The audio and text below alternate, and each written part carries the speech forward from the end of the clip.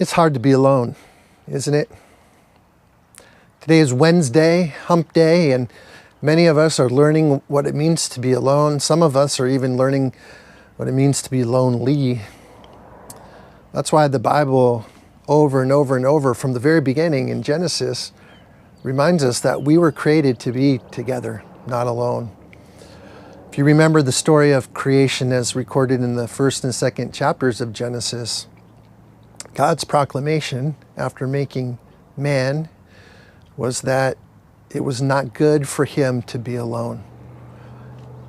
Hence, the creation of a partner in life, woman. You may remember also that God encourages us to do life with another. There are many benefits.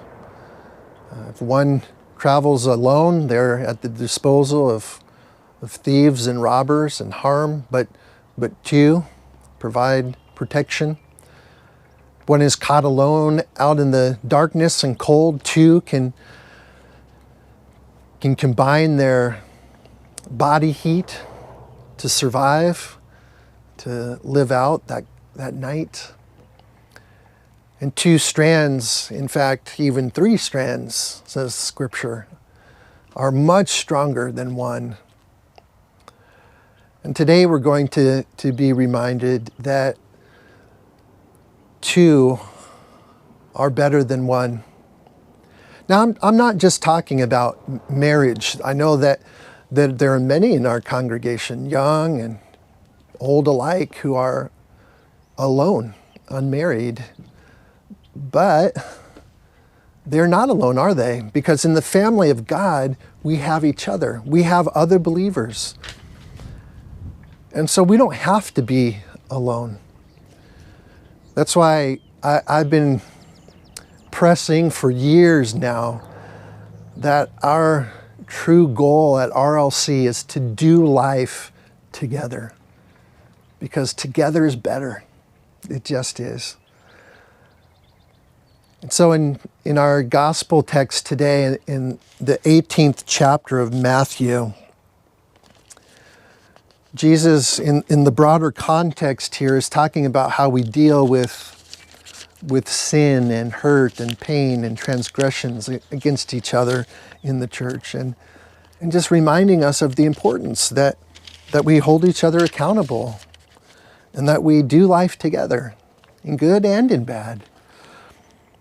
And so in verse 19, Jesus tells us, "Truly I say to you, that if two of you on earth agree about anything they ask for, it will be done for them by my Father in heaven. For," verse 20, "where two or three gather in my name, there am I with them." There's a sense here, obviously, that we hear from Jesus of the importance of being together. But as it applies to what we've been studying, the power of the promises of God's presence, there's a unique and special way that Jesus is with the church believers when they gather in His name for His purposes. And it takes as little as two. In Matthew chapter 10, Jesus has taught the disciples and He begins to send them out because this was going to be their ministry, their work. Jesus came to seek and save those who are lost, and he did that by raising up 12 predominantly to send out into the world to be apostles. And so they began their apostleship, and the first time Jesus sends them out, do you know how He does it? It's very specific. He sends them out in pairs. Go together, one with the other. And He gives some other instructions, like don't wear sandals or bring a staff or carry any money. Depend on the people who are housing you in a city, and if you're welcome, stay there. If you're not, then wipe the dust off your sandals and hit the road. You're not welcome, that's okay.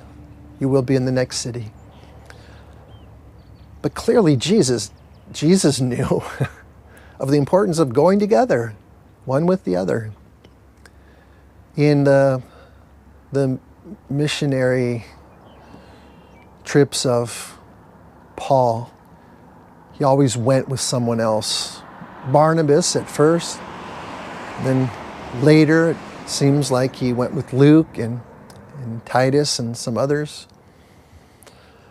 And Barnabas then hooked up with John Mark and went out. And so there's great precedent for doing life together. And that's because God's in our midst when we are united in Him. It's a mystical body, remember, that we're knit together in Jesus Christ. And that means mysterious. In a mysterious way, God is gathered when God's people gather. So that's why it's important. We all the more, especially when we can't be together in person, gather virtually. Maybe a phone call is where you're being led today to gather in the name of Jesus with another believer. Maybe it's a Zoom chat. Maybe it's FaceTime. Maybe it's texting or an email. I don't know what God's asking you to do, but I'm convinced that it's important enough to God that we meet together, that He would be calling you to do something like that today, or tomorrow, or the next day. So be encouraged. Reach out. Touch someone in the body of Christ, another believer, and find your unity there and the presence of God. Let us pray. Lord Christ, we are blessed to not have to do life alone. We thank you for the reminder that you are in our midst when we gather. And Lord, because of your omnipresence, we can gather apart and still be together in unity in you and the power of the Spirit. So encourage us that we might reach out to a fellow believer today, another of the body of Christ, to encourage and to support this unity and to celebrate together your presence. Through Christ our Lord we pray. Amen. As always, it's been great to be with you. Until tomorrow, God bless you.